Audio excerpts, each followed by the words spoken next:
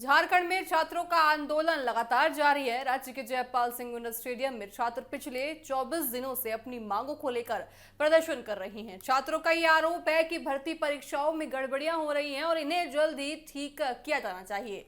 छात्रों का ये कहना है कि भर्ती परीक्षाओं में पारदर्शिता हो और युवा के भविष्य के साथ किसी तरह का खिलवाड़ ना हो। आंदोलन के दौरान कुछ छात्र भूख हड़ताल पर भी बैठे हुए हैं। लगातार सरकार और छात्रों के बीच अब तक कई दौर की बातचीत हो चुकी है। आज भी देखिए 2 बजे से बातचीत की बात कर रही जा रही थी, तो कुछ ही क्षण में बातचीत भी होने लगेगी, लेकिन अभी तक कोई अंतिम समाधान नहीं निकल पाया है। इसी बीच सर आपको बताएं कि कांग्रेस नेता राहुल गांधी ने छात्र आंदोलन का समर्थन किया है।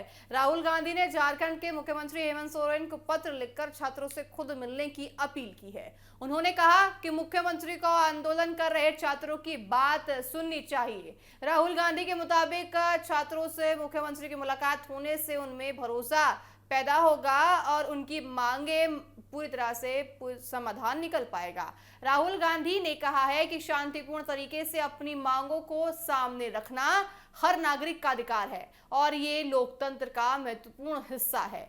उन्होंने कहा है कि झारखंड के छात्र शांतिपूर्ण तरीके से अपनी आवाज उठा रहे हैं, इसलिए उनकी बातों को गंभीरता से सुनना चाहिए।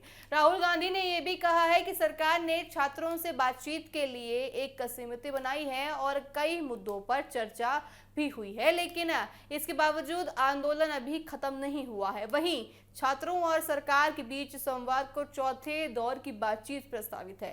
इससे पहले 3 दौर की वार्ता हो चुकी है, लेकिन किसी अंतिम फैसले पर अभी तक नहीं पहुंच पाए हैं। अब चौथे दौर की बातचीत को लेकर अहम माना जा रहा है। छात्रों की मांग ये है कि इस बार बातचीत केवल आश्वासन तक सीमित न रहे, बल्कि उनकी समस्याओं पर ठोस फैसला लिया जाए।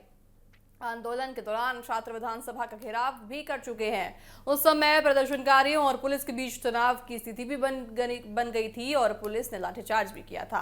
इसके बाद आंदोलन और ज्यादा गंभीर हो गया। अब छात्रों ने 20 अगस्त को मुख्यमंत्री आवास का घेराव कर लिया है। छात्रों ने साफ कहा है कि अगर उनकी मांगों पर मांग नहीं पूरी हुई तो आंदोलन को और तेजी से बढ़ाया जाएगा। राहुल गांधी ने मुख्यमंत्री हेमंत सोरेन से अपील करते हुए कहा कि देश के युवा भविष्य है और उनकी सरकार को उनके साथ खड़ा होना चाहिए। अब सबकी नजर चौथे दौर की वार्ता पर है, जो कुछ क्षण में होगी।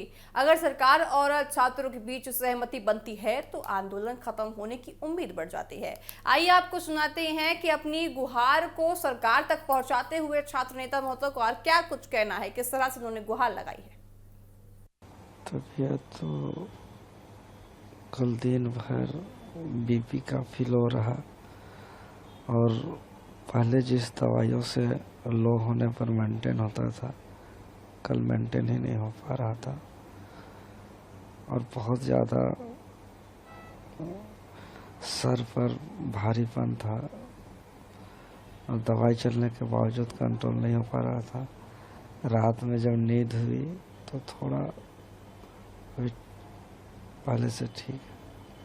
आज सरकार ने एक बार फिर से बातचीत के लिए बुलाया है छात्रों को, क्या उम्मीद है आपको कुछ इस बार निष्कर्ष निकलेगा? सरकार ने तो इस बार कहा है कि अपने विधि विशेषज्ञ को ला सकते हैं साथ में। जी, वार्ता से छात्र को संतुष्ट करे और हम चाहते हैं कि एक एजुकेशन सिस्टम ऐसा सिस्टम है जो आने वाले पीढ़ी युग युग तक, जो अभी पहला दूसरा तीसरा क्लास में है या स्कूल में पढ़ रहे हैं या +2 में पढ़ रहे हैं, वे छात्र जब प्रतियोगी परीक्षा को फेस करें तो उनको ऐसा संघर्ष न करना पड़े।